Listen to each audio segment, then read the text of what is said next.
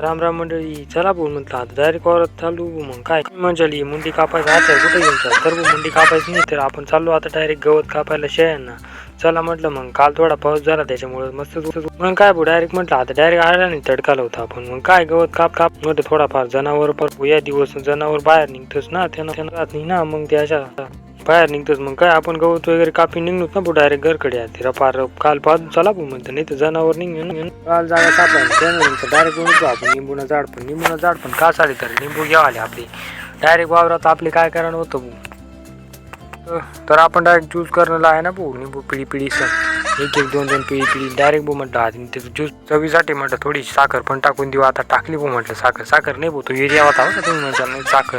मग काय भाऊ आपण डायरेक्ट पाहिजेच्या स्पीडनं औषध मारलं ना भाऊ. कारण कसं आहे भाऊ तिकडून ते बघा तुम्ही पाऊस येत होता त्याच्यामुळे म्हटलं डायरेक्ट पूर्ण औषध मारल्याशिवाय लॉक काढायचाच नव्हता. मग त्याच्यानंतर निघालो भाऊ घरी आल्यावर काय आप जन्माष्टमी मी मग आर्ट चॅनलसाठी आपण व्हिडिओ बनवत होतो. मग म्हटलं चला सिम्पलचा आर्ट काढला. आर्ट सबस्क्राईब पण करून या मित्रांनो. तुम्हाला लई सांगावं लागतं पण तुम्ही करतच नाही राव सबस्क्राईब तर करत चला ना. मग डायरेक्ट आपण आलो ना भाऊ कांदे लावायला. शेवट डायरेक्ट कांदे लावायला बसवलो भाऊ. म्हटलं चला भाऊ आता डायरेक्ट कांदे लावून म्हटलं चला आजचा व्लॉग इथं चेंज करूया. भेटूया नवीन व्लॉगमध्ये. चला धन्यवाद.